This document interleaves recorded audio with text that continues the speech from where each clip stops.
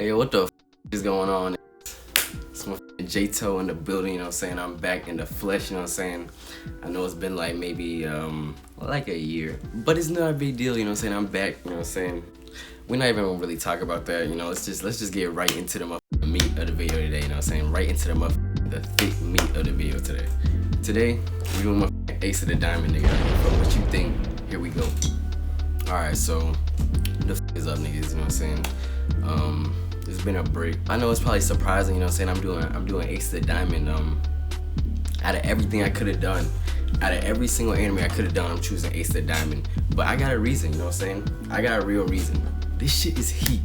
Bruh, this shit is heat. I'm not even kidding.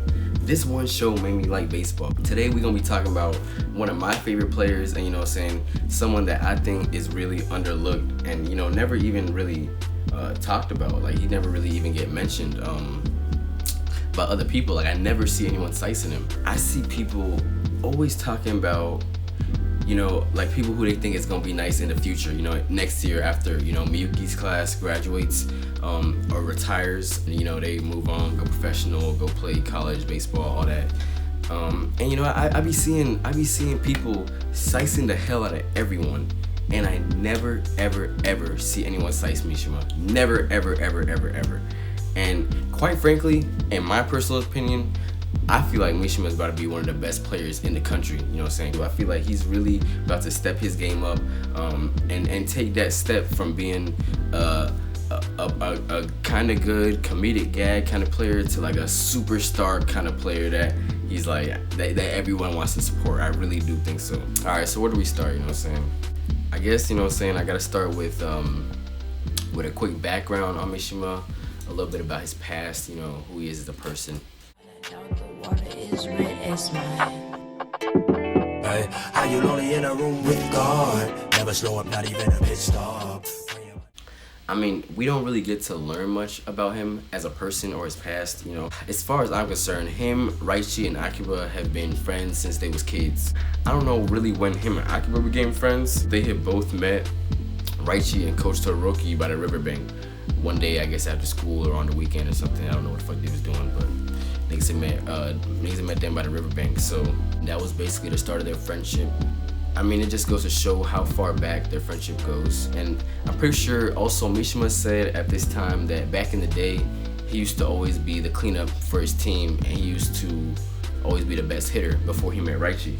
And you know, I always wondered, I don't know if Mishima and Akiba were like playing in junior high and also learning from Coach Todoroki on the side, like after school, you know what I'm saying?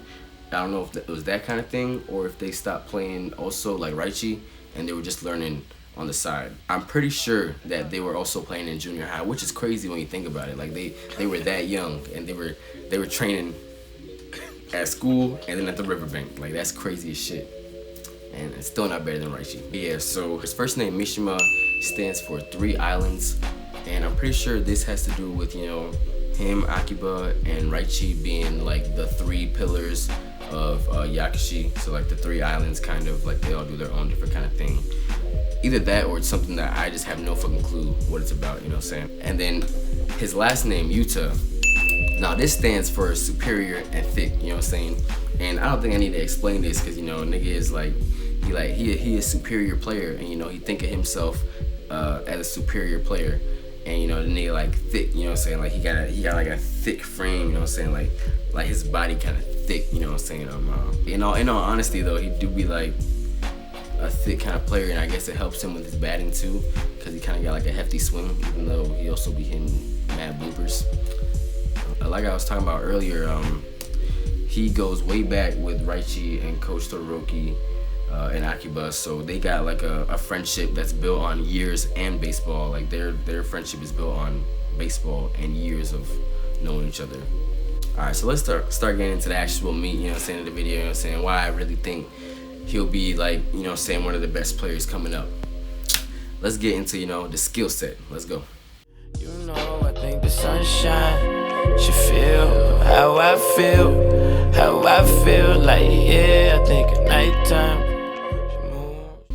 So first, the most important thing I think that makes Mishima who he is, and the thing that sets him apart, is his versatility. rarely do you ever see anyone play multiple positions aside from like pitcher and left field or, you know, all that.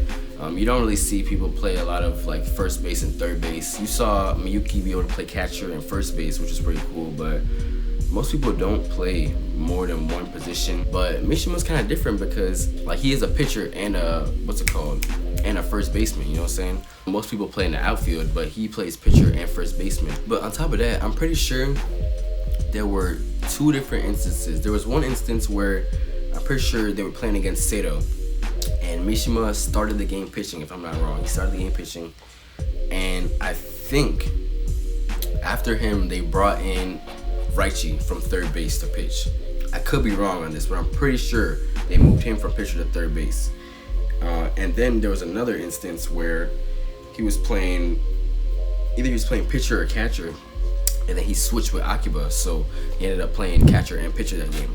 And like that's not easy, you know. So you don't just kind of like walk into playing catcher. Like that's really a tough position. I'm pretty sure that's the most difficult position you can play in baseball. So I doubt they were calling some super complex shit, but he was throwing some breaking balls in there too. So he had to be throwing signs and everything. He had to know what he was doing. He had to be a pretty capable catcher at least. Not saying he's great, but he was a capable catcher. I don't know if that game was in an important game. It might have just been a practice match. But the one versus Sato, that shit was definitely in the fall tournament, like a do or die kind of game, and they still went with that. So he definitely trusted him to play that position if he did play third. I think this versatility goes a long way. I think it's undervalued in terms of how great it makes him as a player. I think people just overlook it because he's not really great. Like, he doesn't stand out when he goes to these positions, but the fact that he can even play them and not bring his team down, I feel like is a big benefit to have. If I need some rats, I'ma flip me some packs. I talk like I want it, she don't say nothing back. If cops pull up, I put that crack in my crack, or I put that brack in my brack. Next, we're gonna talk about his batting. This is really where he gonna make his money, you know what I'm saying? He's a pretty damn good batter. He gets overlooked a lot because he bats right before Raichi, you know what I'm saying? And he's on Yakushi, you know what I'm saying? He's with Sanda. They use him as a gag act in the show, so he just looks like a comedy act, and he don't really seem like he's a good hitter. But if you think about it, he bats third on Yakushi, which is a good batting team. So that itself just goes to show how good a batter he is, showing us how, you know, batting third usually means you're the best or second best batter on the team. He's obviously not the best batter on the team because they have Raichi, so there's just no fucking way you're gonna be the best batter on the team. It's just that's just not happening, bro. I'm gonna just keep it real with you. It's not happening. So he's not the best, but you could definitely make a case for him to be the second best. You know, a lot of people say Sanada. I can see where they're coming from. Sanada definitely is a way more clutch player. You see him do a lot more clutch things and hit the ball honestly more than you see Mishima, I feel like. But the thing with Sanada is, one, he only hits fastballs, and okay, so basically the way I look at it is, there was this one time that the coach said something. He was like, so he said when Sanada gets in the zone, he can easily be the second best batter on the team. And basically there's 2 ways to look at this. Way number 1 is you can say that Sanada is usually in the zone, so you know what I'm saying, he therefore is the second best batter on the team because he's usually in the zone. Or the way that I choose to look at it, the second way, is that Mishima is usually the second best batter on the team, but when Sanada gets in the zone, he can bat even better than Mishima, mostly with fastballs, I'm pretty sure. Like, he's definitely one of the core batters of Yakushi. Like, there's no real question about that. You know he's a good batter on a good batting team. I think it's hard to say that he's not a good batter, and I think it's hard to say that he's not gonna get better at batting, to be honest. I think that part is the given in this, to be honest with you. Me a chick, I got a chick. Yeah, I done got me a chick, I got a chick. Sheesh. Yeah, I done got. Now the other skill, you know what I'm saying, I want to talk about his pitching. Now I know what you're gonna say, you know what I'm saying, because he's not a great pitcher, and I'm not gonna sit here and come up here and tell you that he is Sawamura level. I'm not gonna tell you that he's even fucking Kawakami level. I'm not even gonna lie to you. I'm not gonna say that. He might be Kawakami level. I'm not gonna lie to you. Kawakami just be folding. Like, why does he fold so much? He just folds so much. But yeah, so when it comes to his pitching, he got 3 pitches. He got a fastball, he got a forkball that I'm pretty sure is pretty good, and then he got a sinker that I barely ever see. The problem is, I mean, he doesn't have that great control. He doesn't have that great control. He tends to throw, some meatballs here and there, and he just doesn't have great control.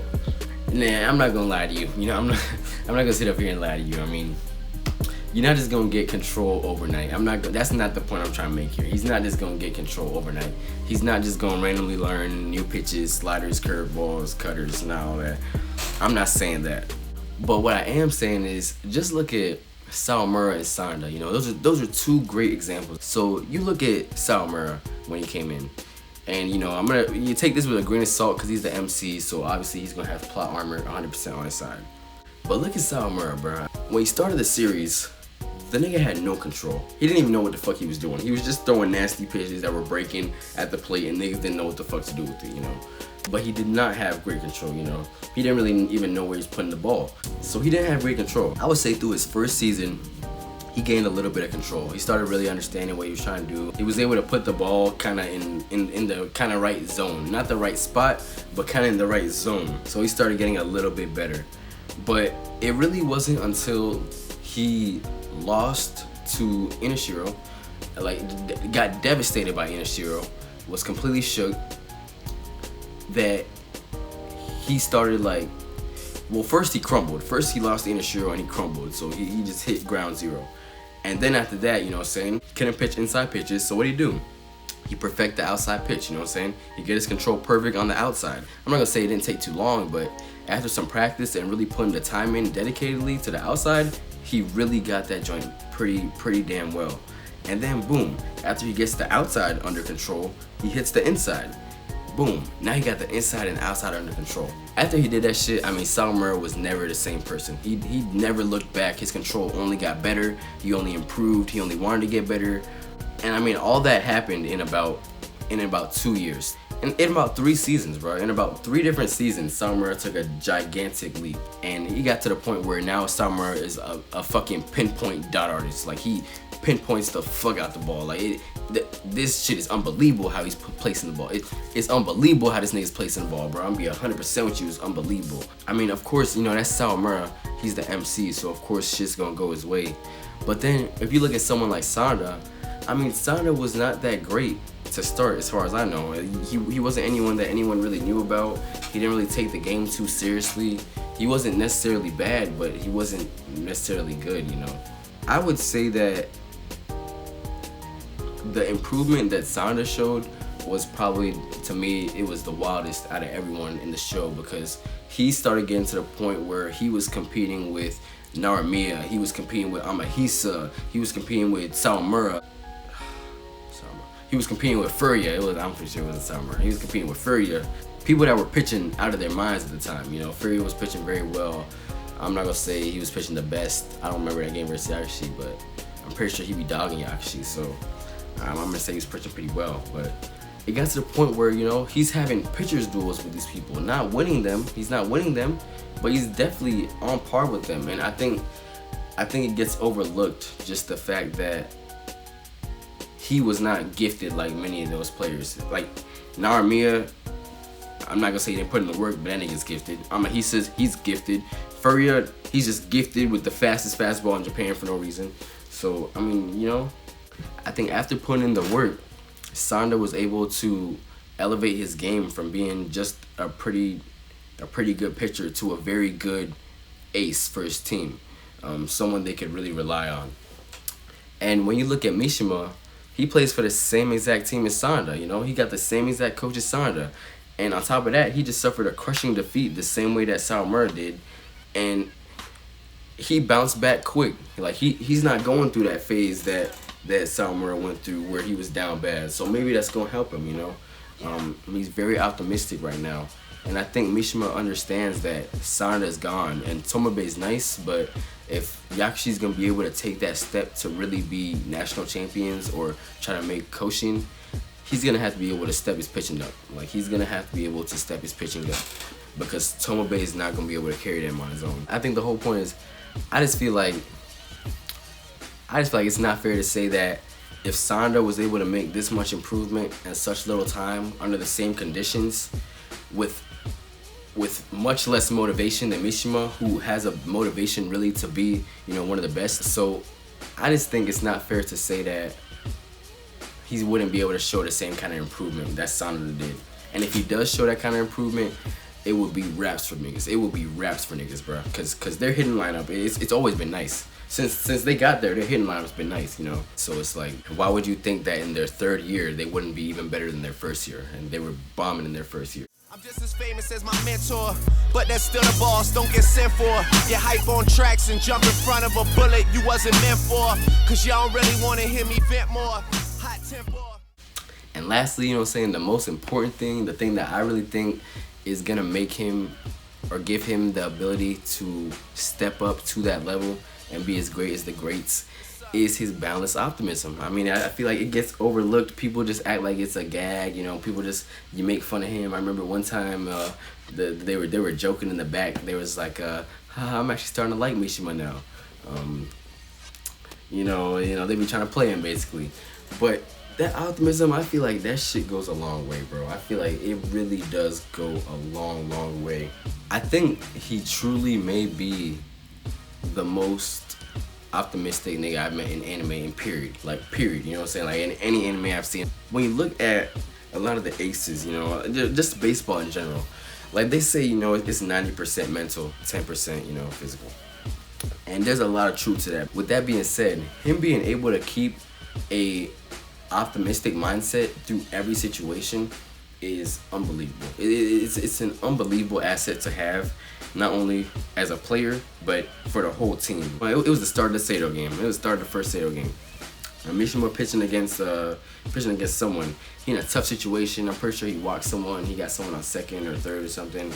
And he like, bruh. He said some real shit. I forgot what he said, bro. I wish I could remember. He was basically like, this isn't even a tough situation, you know what I'm saying? This is just a chance for me to grow in my development. But that shit really hit me. Like, I don't know, like, it was still, you still kind of just met him, but I was still taking him kind of a gag character. But when he said that, I was like, oh nah, he might be something serious, bro. Like, cause that's a real ass way to think, bro. That's a real ass way to think. That's a bounce back way to think. If you don't think it's worth something, I mean, if you're reading the manga right now, you know what's going on, you know what I'm saying? They just took that devastating ass loss. I mean, Raichi is crushed, like, you know what I'm saying? Like, Raichi is crushed, Sanada is down bad, he's pissed. And the one nigga that's ready to work, optimistic as fuck, not letting that shit get to him, Mishima. He right back in the lab, bro. Like nothing happened. Right back in the fucking lab, nigga. Like nothing happened, you know.